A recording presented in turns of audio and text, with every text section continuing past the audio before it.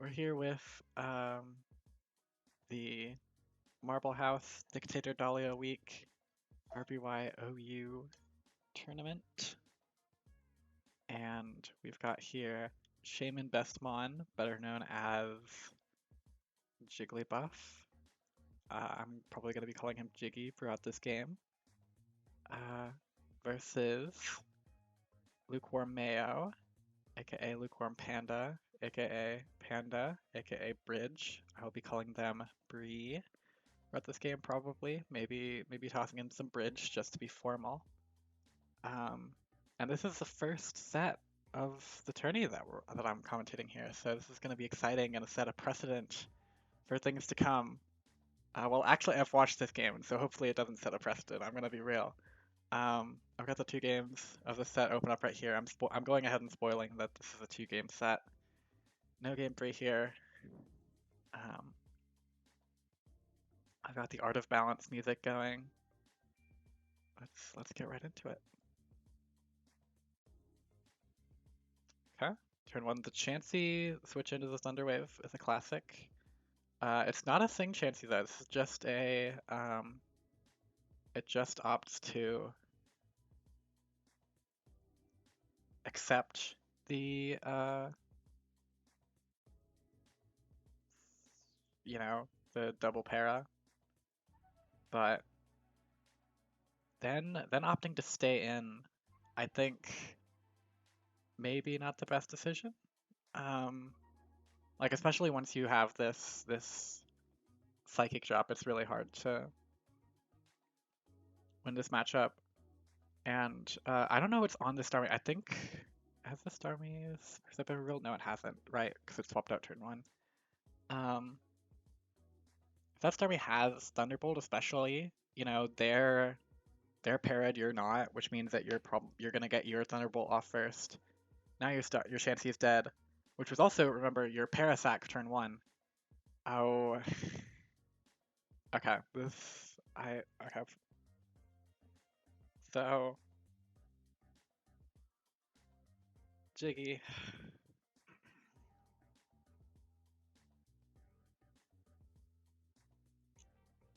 You gotta use your calc. That's I mean the number one thing is it's okay to calc in the middle of a tournament. Please calc. Pokemon is a game of a lot of things. It is not a game of memorizing every single number. Eventually you might get to a point where you do just remember the percentage that certain things happen at, you know? But especially if it's your first tournament set, no one is going to burn you at the stake for not calcing the Hyper Beam. Maybe if you were banking on like a crit, and I mean, maybe this was a roll, but the idea is you should not be risking your Tauros in the mid game like this. Tauros is definitively the late game cleaner, right? You swap it in at the very end of you switch it in at the very end of the game when everything else is paralyzed, and you just hit Body Slam and drop them like flies. You know, everything is already chipped, everything is already parried. You really don't want to switch it in mid game, generally, especially against something that can T-wave you. Like against a Rhydon, Tauros against Rhydon in the mid game it's not the worst thing in the world, especially because right, what can Rhydon do against Tauros? It can damage it.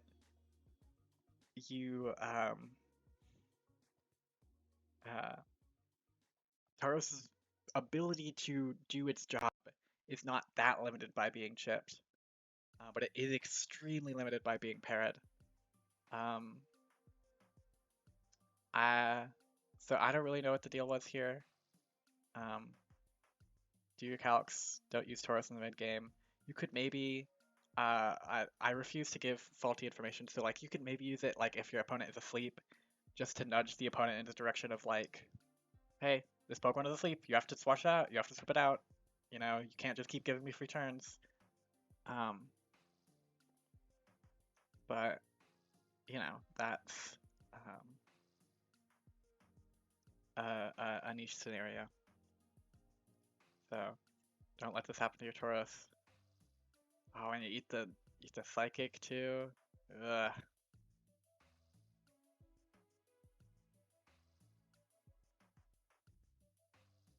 think, yeah, let's get the switch out here. Has the Thunderbolt. Manages to get the full para, so does get the kill on the Starmie. It is pretty risky, right? Because you can get hit by the Psychic, but managed to keep everything copacetic. Double miss on the Hopedoses. That's just unfortunate. Luckily, you do have the Eggy in the back. Hit the Sleep Powder turn 1. But you're already really behind, so this is a hard thing, a hard sell. Has the Reflect Snorlax? That's useful. You generally are doing okay in Reflect Snorlax. The fishing for freezes on the Blizzard is interesting. I don't know why you both opted to do this switch in the mid game, but it provides a very nice opening for the Agile Wrap Dragonite. Bridge, they love to be very evil, always. Agile Wrap is very scary, but the key is to just stay calm. I personally, I mean, you saw how little that Wrap was doing against Starmie. You just stay in, you pray for the miss, like you're doing here. You're always just praying for the miss. And I would have just like stun spored, or if I stayed in on the Starmie, D-waved, right? Because Dragonite cannot do its job if it is parried very effectively, right? Because it's got the miss chance, and then it's got the parry chance, and then also it's a lot slower, right? It can agility again, but that's a turn that it's spending getting blizzarded. The miss on the blizzard is unfortunate. The second miss on the wrap. The third miss on the wrap. And finally the blizzard hits. That is a very funny sequence. Hera's Eggy. And that really does not have much to do. Luckily, gets really lucky on that. Full para. I mean, it's not the most lucky thing in the world, but it's a very good thing to have. This, normally you don't like to stay in on your opponent who can sleep you, re-sleep you, but you have the recover, you have the resist, you get the turn 1 wake up, which is very nice, and you're probably not getting. I really don't entirely like that swap out, because even like on round start, right, hitting Blizzard against the Eggy that can sleep you is pretty good, right? You have the crit chance, you have, I mean, the Blizzard. Do you have Blizzard? Yeah, you have Blizzard, you've shown Blizzard. You have the crit chance, you have the freeze chance. In this case, it would be a para chance, which is even higher. You have the sleep powder miss chance.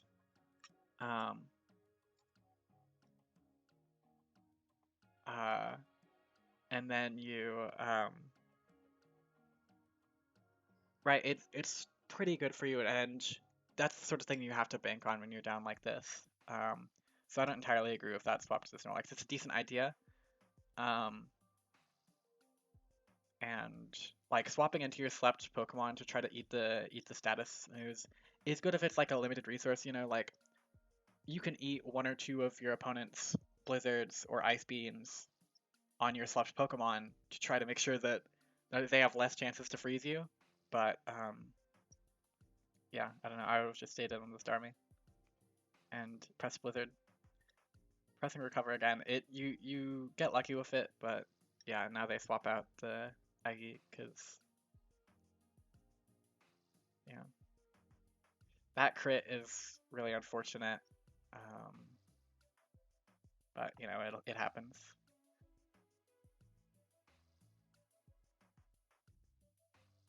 Is this? I have watched this replay before, right? So I know some things.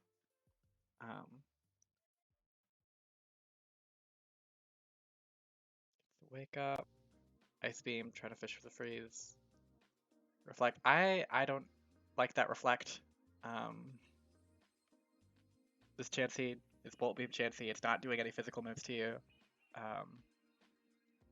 I mean, you genuinely just might not have known that was a thing. Maybe you were, I guess, praying that they don't swap back into the Snorlax, but there are no physical moves left, arguably. There might be a double edge or an explosion on this. There is an explosion on this Eggy, and there might be a double edge. but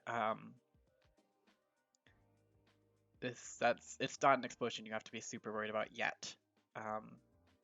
Especially because remember that Eggy is parried, right? You're gonna get your reflect up first before they can explode. I would have just rested. I mean, you force it to waste more PP, and that's as we're gonna see later. Sorry for the spoilers. That's like genuinely an option you should be considering even from turn 44. Perez, yeah, the explode on the Tauros is really nice and high value, and now it's just a Star Me against the world. You could win this, right? Like I was saying, you have this PP. It's limited, but another crit. Of course, when it's hitting so many moves, it's wait, was that another crit? I think I'm stupid. No, it wasn't. No, it was. I'm stupid. Okay, ignore me. But yeah, you could just hit recover more times than they can hit their moves.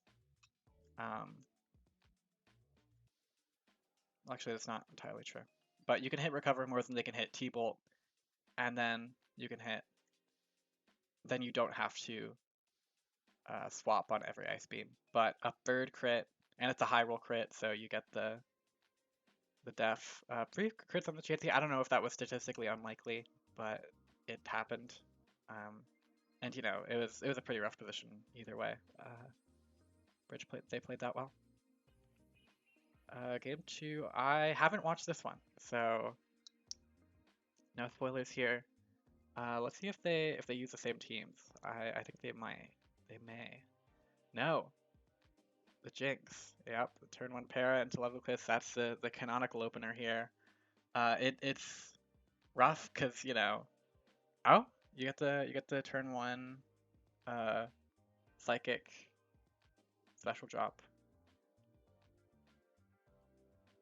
The Blizzard, I think the Blizzard works. Still parried. Oh, hits Blizzard, doesn't hit Rest.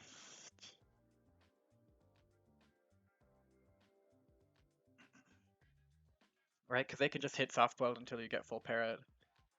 And, I mean, you're fairly fast, so, you know. Oh, that's terrible, the 256 glitch, yeah. Bridge is not willing to risk their Chansey on waiting for para, you know, not willing to risk the crit. You get the health glitch. So the Jinx dies. Okay, the reflect goes up. Is this Surf Psychic? Nice crit. This is a dead Snorlax. Or soon to be dead Snorlax. Aggie switches in. Probably no Blizzard on that. If there was Blizzard, you should have clicked it.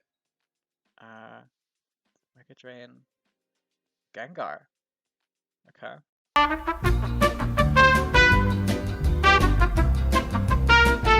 Forgot to swap the sides.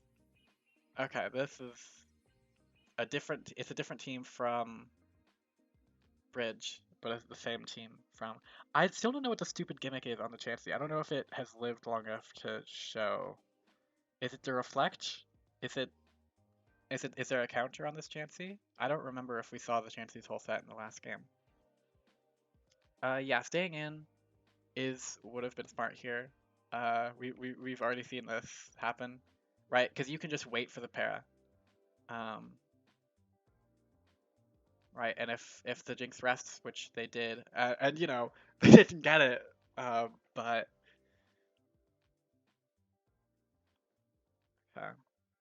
has the reflect in. Yeah, hitting the reflect there was interesting. Right, because there's no special moves to worry about. Has the Mega Drain. Hits it. Yeah, I guess swapping out to the right on works. I don't know if I would have done it, right? Because oh, you know what? This is a mono lax. This lax doesn't have Earthquake. That's what it is. Uh, so Jiggy, you could have that could have been information that you could have used. I don't know if it would have been necessarily useful, but it means you can keep switching in that Gengar onto that Survivor of Impunity. Right, right, yeah. I'm a fool for saying that I disagree with that. That just indicates things. Um, Switches the Chansey in. Has the Ice Beam. Yeah, is this thing Chansey? Probably not.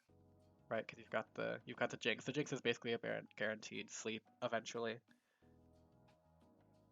Um, doesn't try to fish for the freeze there, but does try to set up the sub, which is smart. But this does have Ice Beam. I don't know if it had Ice Beam last time, but it does now. I honestly would have read the something else there, but yeah, unfortunately you do still just have to. And now you're fishing for wake ups, which you do get, and you are alive, so you can surf your way to victory. But gets the crit. I think I've genuinely only ever seen Surf crit, so I don't remember if it's a one-hit KO, but I think it's very likely that it is. Or I think it might be the 76% roll. Forced to swap in your Tauros here, you're just so far behind. Um, Gets the para, which is really good. Not doesn't have Blizzard? Oh, either doesn't have Blizzard or doesn't remember the type chart. Um, so just can't do anything. Wouldn't even have. Is that no Blizzard and no Earthquake? I'm just gonna assume this is a new player blunder, and I'm gonna bring this up, and Chicken's just gonna be like, oh my god, I totally forgot, whatever. So I don't think it's too silly for me to say that's a bad play. Hits Nightshade, full para? No, that's a one-hit KO. Yeah, that's the set. How long have I been going at this? 18 minutes? That's no time at all. Yeah, good. I mean, Rich played that pretty decently, um, and Jiggy played, I mean, not the worst I've ever seen for a first game. I think I probably played worse for my first tournament. Well, I haven't had a tournament game yet. My first tournament game is still yet to happen, but my first few games against Bridge probably went about that well. So yeah, I hope that this video actually helped at all.